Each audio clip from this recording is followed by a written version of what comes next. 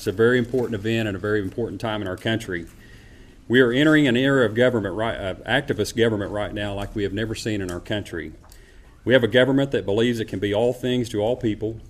We have a government that has no boundaries and no conscience when it comes to fiscal prudence. We have a government that believes it can create some utopian society or a perfect world without suffering and pain. This is why we're here today to talk about the health care bill that was passed last night in Washington, and why we're calling on the Attorney General to file suit to stop the health care bill.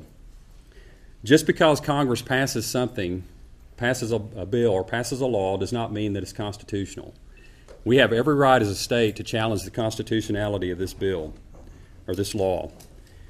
It's going to create higher costs to the state of Oklahoma that we cannot afford, especially in a time right now whenever we're experiencing the revenue difficulties in our state and struggling to close a $1.2 billion shortfall. This is going to create even more difficulty for our state. It's possibly going to put a very important health care program that we've created in the state of Oklahoma called Insure Oklahoma. Many of you may know Insure Oklahoma has received national attention for the public-private partnership that it creates, and it has that free market component of providing health care for the uninsured in Oklahoma, and it's been our way, Oklahomans' way, of trying to address health care in our state.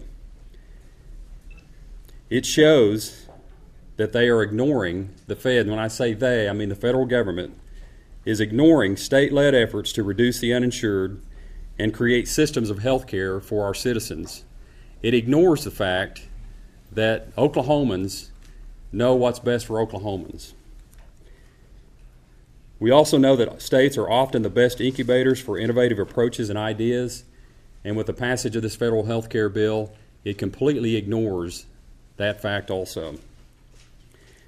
We don't appreciate the top-down, heavy-handed approach of the federal government, and we're going to do everything in our power to try to stop this, and starting with today, by asking the AG to file suit to stop the federal health care bill. On January 23, 1996, in his State of the Union message, President Bill Clinton boldly declared, "The era of big government is over."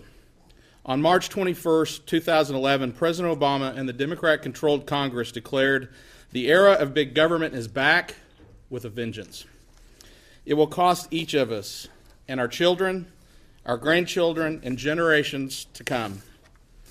The health care bill passed by the House yesterday is a disaster for the states, not just for Oklahoma, but all states. In truth, it is the Democrat jobs elimination bill of 2010. This bill has taxes totaling at least $500 billion. We have sent a letter to the Attorney General today asking him to join other attorneys general nationwide in challenging the constitutionality